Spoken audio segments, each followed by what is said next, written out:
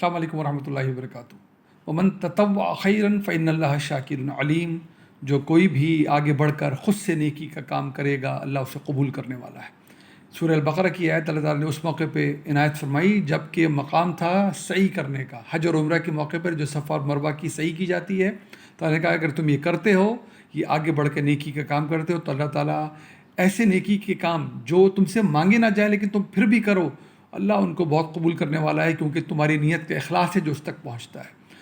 تمام تر عبادات جو ہم کرتے ہیں ان کی شکل، ان کا طریقہ کار یہ انبیاء کا جاری کیا ہوا ہے، اس لیے انبیاء کی سنتیں ہیں جو ہم دین میں عملی طور پہ کرتے ہیں۔ تمام کا تمام عملی دین جو ہے وہ سننا ہے، اور یہ انبیاء کے ذریعے اللہ نے جاری کروائی ہے۔ آخر نبی صلی اللہ علیہ وسلم نے یہ سنت اب رہتی دنیا کے لیے تمام تر سنتیں جاری کر دی ہیں، وہ عبادات کی سنتیں ہوں، باقی عملی دین ہو جس قسم کا بھی ہو۔ سنت دو طرح کی ہوتی ہے۔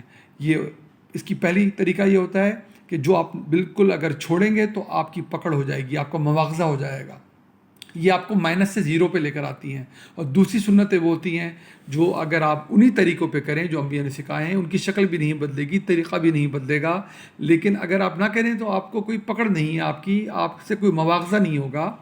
ان کو ہم نفلی عبادات کہتے ہیں، نفلی طریقہ کار کہتے ہیں۔ ہوتی یہ بھی سنت ہے، ان کی بھی شکل بدلی نہیں جا سکتی، ان کا بھی طریقہ کار بدلا نہیں جا سکتا، لیکن اگر آپ نہ کریں تو پکڑ نہیں ہے۔ لیکن جب آپ کریں گے، سوچیں کیا شاندار عبادتیں ہوتی ہیں جو نفلی عبادتیں کہلاتی ہیں، وہ نفلی نماز ہو، وہ نفلی روزہ ہو، وہ نفلی حج ہو، وہ صدقات ہوں جو کہ زکوٰۃ کے بعد آپ دیتے ہیں، کیونکہ زکوٰۃ تو فرض ہے، اس کے بعد جو بھی صدقات آپ دیتے ہیں وہ آگے بڑھ کے نیکی کرنا ہوتا ہے۔ اسی طرح یہ عبادت ہے قربانی کی، تو جو بھی نفلی عبادات کرتے ہیں سوچیں ان کی کیا شاندار اللہ کے آگے ان کا درجہ ہے۔ اس لیے اللہ تعالیٰ نے بیان فرمایا وَمَن تَطَوَّعَ خَيْرًا فَإِنَّ اللَّهَ شَاكِرٌ عَلِيمٌ، کہ اللہ تعالیٰ ایسی عبادت کو، ایسے کاموں کو تو آگے بڑھ کر جو تم کرتے ہو اللہ بھی انہیں ایسے ہی قبول کرتا ہے کہ تم سے مانگا نہیں گیا تھا پھر بھی تم پیش کر رہے ہو۔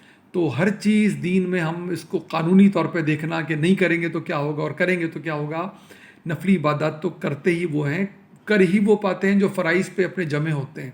زیادہ تر آپ کو نفلی عبادات پہ اعتراض کرتے ہوئے بس ادب عرض کر رہا ہوں، وہ لوگ ملیں گے جو فرائض سے پہلے ہی غافل ہیں۔ یہی اعتراضات قربانی کی عظیم الشان عبادت پہ اٹھا دیا جاتا ہے کہ جی خون بہانے سے کیا ملے گا اور گوشت ضائع کرنے سے کیا ملے گا۔ اللہ تعالیٰ نے سورہ حج میں پہلے ہی بتا دیا تھا کہ نہ خون درکار ہے اللہ کو، نہ گوشت اللہ تک پہنچتا ہے، یہ تمہارا تقویٰ ہے، تمہارا اخلاص ہے جو اللہ تک پہنچتا ہے۔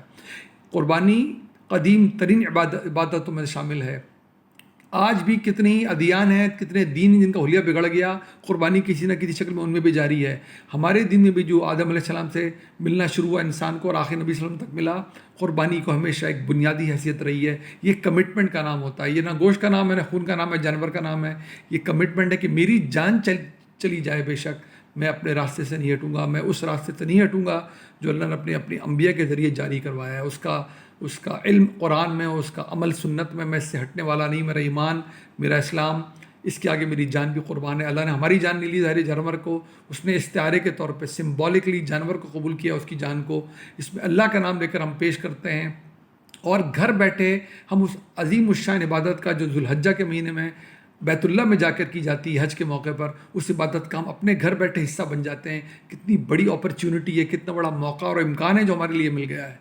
آپ نے نہیں کرنی، آپ نہ کریں، لیکن ذہن میں رکھیں، یہ کبھی ذہن میں نہیں آئے کہ میں نماز نہیں پڑھتا میں اس کی جگہ روزہ رکھ لوں گا، میں روزہ نہیں رکھتا اس کی جگہ میں صدقہ کر دوں گا۔ روزہ ایک عبادت ہے، نماز ایک عبادت ہے، عمرہ حج ایک عبادت ہے، قربانی بھی ایک عبادت ہے۔ آپ نہیں کریں گے تو عبادت میں آپ نے پھر حصہ نہیں لیا۔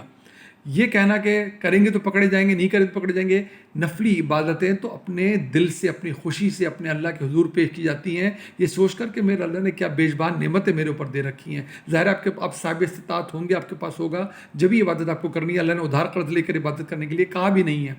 تو ذہن میں رکھیں، ایسی شاندار عبادت جو آگے بڑھ کے آپ اللہ کی خاطر پیش کرتے ہوں، جو نفلی درجے کی عبادت ہو یہ ہے، یہ سنت ہی، سنت فرض بھی ہوتی ہے، سنت نفل بھی ہوتا ہے۔ آپ نہیں کریں گے، آپ اس بحث میں آپ نکلنا چاہتے نکل جائیں گے، پکڑ ہوگی کہ نہیں ہوگی۔ یہ کیوں نہیں کریں گے ہم کیوں یہ کمٹمنٹ سے پیچھے ہٹیں؟ ہم آگے بڑھ کے کمٹمنٹ کیوں نہ کریں؟ ہمارے کتنے ہی بھائی تو وہاں نکل گئے اللہ کے بیت اللہ میں جا کر کمٹمنٹ کریں گے آج عرفہ کے دن بھی کہ لبیک اللہم لبیک لبیک لا شریک لک لبیک ان الحمد والنعمت لک والملک لا شریک لہ۔ وہ اپنی جان مال لے کر ہتھیلی پہ نکل جاتے ہیں، جو نہیں جا سکتے وہ اپنی شہروں میں اپنے گھروں میں بیٹھ کے عبادت میں شامل ہوتے ہیں، کیوں شامل نہ ہوا جائے ایسی شاندار عبادت میں؟ آپ کو گوشت استعمال نہیں کرنا، آپ غربا میں تقسیم کر دیں، کرنا ہے آپ خود بھی کر سکتے ہیں، لیکن عبادت یہ گوشت اور خون کا نام نہیں، عبادت ایک کمٹمنٹ کا نام ہے۔ اس کمٹمنٹ کو جو کر سکتا ہے پورا کرے۔ یہ نہیں ہو سکتا کہ آپ بولیں میں یہ قربانی نہیں کرتا، اس کی جگہ میں روزہ رکھ لوں گا، میں یہ قربانی کرتا میں اس کی جگہ صدقہ کر دوں گا غریبوں میں۔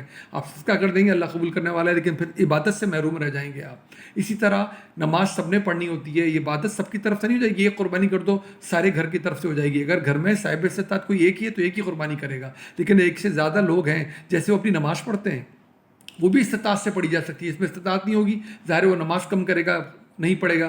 جس میں استطاعت نہیں ہوگی حج پہ نہیں جائے گا، جس میں استطاعت نہیں ہوگی وہ زکوٰۃ نہیں دے گا، جس میں استطاعت نہیں ہوگی وہ ظاہر قربانی بھی نہیں کرے گا۔ لیکن اگر ہے تو پھر آپ اس عظیم الشان عبادت سے پیچھے کیوں ہٹتے ہیں؟ ابھی بھی موقع ہے، اپنی نالج کو بھی ہمیں ٹھیک کرنا چاہیے، اپنی سمجھ کو بھی ٹھیک کرنا چاہیے، اپنے عمل کو بھی ٹھیک کرنا چاہیے۔ ایک عظیم الشان عبادت ہے، اس میں آگے بڑھ کر آپ کریں گے، کمٹمنٹ کا اظہار کریں گے اپنے اللہ سے، اللہ اس کمٹمنٹ کو قبول کرنے والا ہے۔